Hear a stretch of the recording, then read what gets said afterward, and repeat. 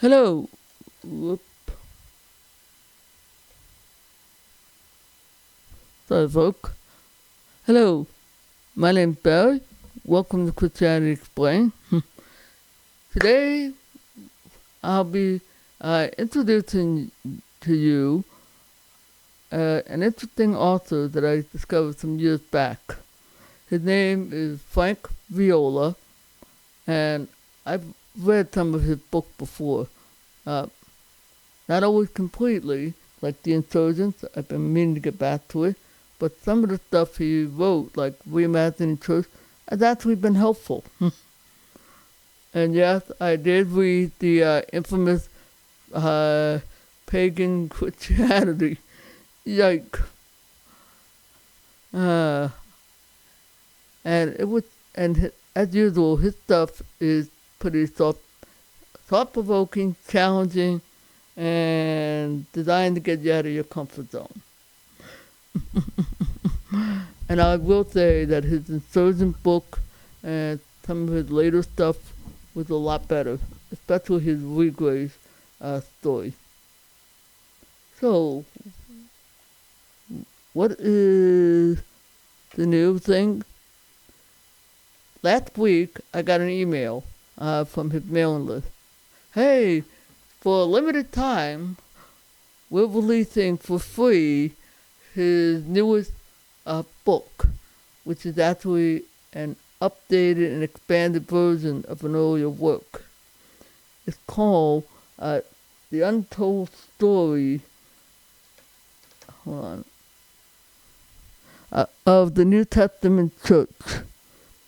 And as it says in the bottom, revised and expanded.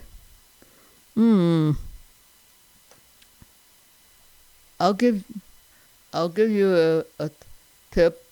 Since some of you guys love the church history stuff, that's kind of what we're going to be dealing with in this book.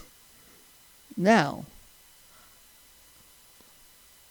before we take a peek at anything like the table of contents, I need to bring up an important piece I would recommend everybody read first.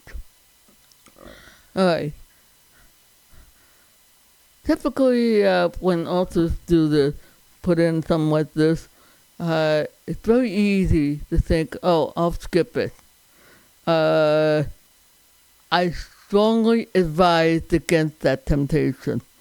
And it's not just coming from experience with Frank. It's because he will going to point out something. Giving you a little bit of background, and he actually will tell you, like in the following pages, I have set out to present the unfolding drama of the New Testament church, and that's what this book really is about. In chronological order, Importante in reconstructing the first century story chronologically is not a Herculean effort. It is an impossible one. This is true, not just for me, but for every person who has attempted such a task. He's not kidding. Are you aware that the book of Romans is not the first epistle Paul wrote? No, that came a lot later. And he goes on. Okay, let me get you. Right here. Yeah, in fact, he goes on to explain some extra important information. The thing I put in highlight is one of those things. The book guides the reader through the New Testament letters in sequential order providing the historical background for each set of letters. As such, it is a cross between a narrative commentary and a Bible handbook. One would think the story of the first century church would be common knowledge among those who read. No. What? You mean it's not common? No. Nope. But that is not the case. So, and he goes on and he explains. And he has been a Christian for quite a number of decades. He came out of the Shepherd movement, from what I've read, and he's about my age, maybe a little older. I'm 60. And he has seen quite a bit that went on over the decades and the craziness that has happened. So, and he also is well aware of his track record now. And he made a whole lot of copious footnotes. So I'm not sure how it looks in the print, but I would hope it's somehow accessible. But if you're reading the ebook version, you're going to see a whole lot of numbers. You'll want to hit that to see, like, where exactly is this coming from? Especially the dates and stuff like that. And he'll tell you, okay, this is where it come from, and all that. Yeah. Hold on a second.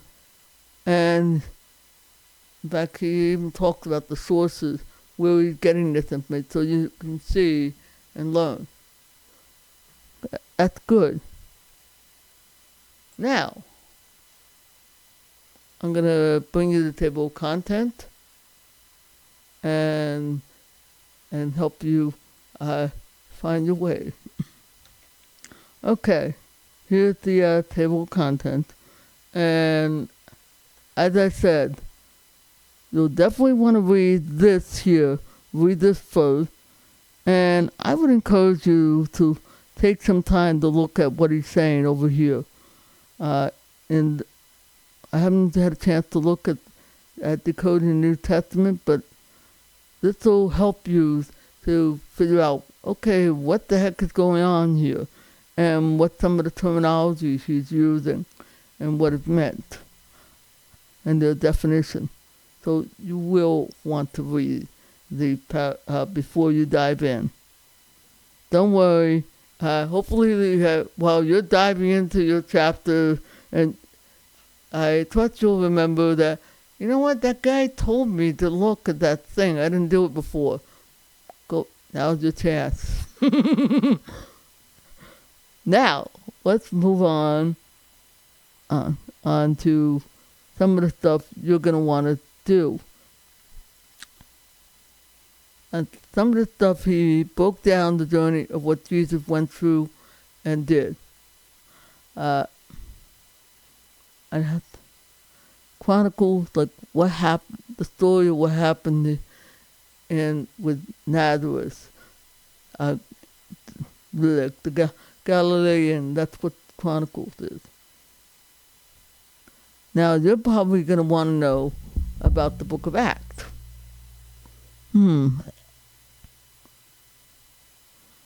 This is where it all began. What he'll do is this: he'll provide a lot of historical background, like what was happening, the culture, so you know. So when you're reading the Book of Acts, you're like, oh, so that's what's going on. This is what everybody's talking about, and you have a better understanding of what Luke is telling you. You can tell. I could tell you, Luke was probably his favorite gospel writer at this point. Yeah. Now, and that's what the Jerusalem Chronicles.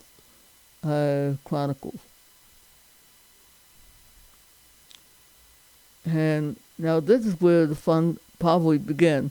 Like when I was reviewing this book, I was looking at the Ephesian Chronicle.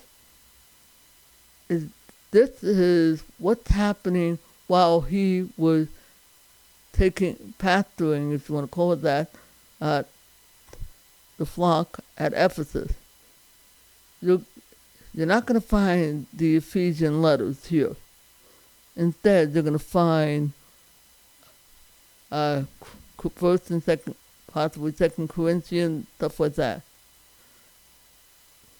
He also does something else that's very interesting, and that is, instead of doing the breakdown of chapter and verse, he said, "Okay, here's the letter that you would have seen if you were in the first century.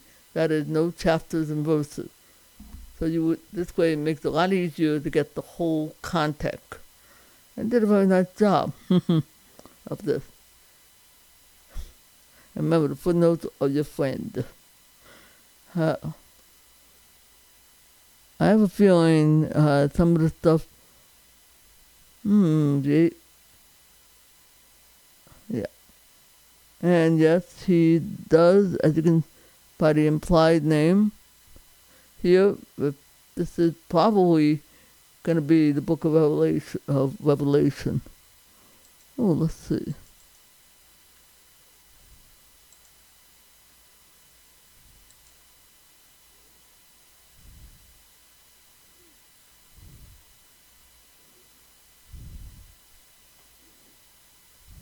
Hold on.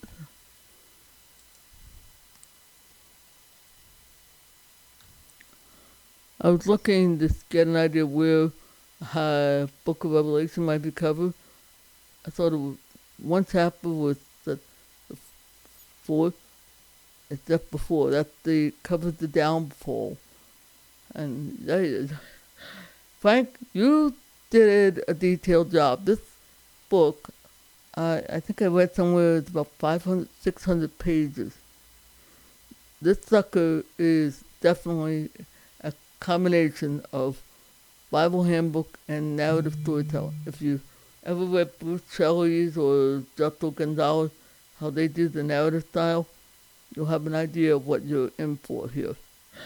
Oh, unfortunately, he doesn't have an audiobook version.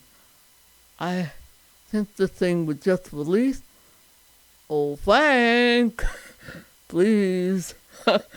Even I would love it, not just some friend of mine would.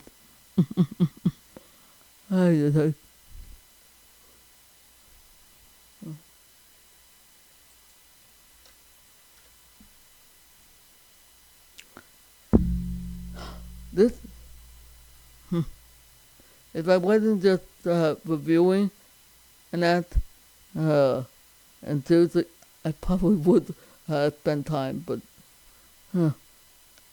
unfortunately, this is the kind of book that would have taken me quite a long time to actually read.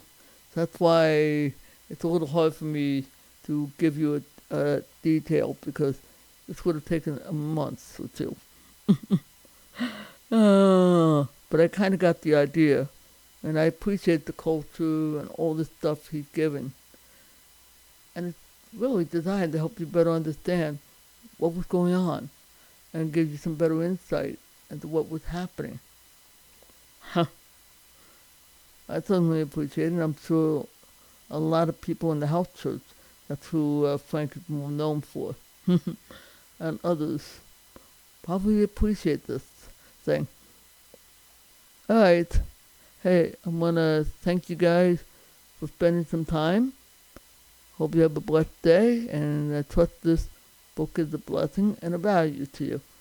I don't know what the actual Kindle price will be, because I'm sure that limited deal is passed. All right, and yes, there is a hardbook paperback version of this sucker. All right, have a blessed day. See ya when I see ya.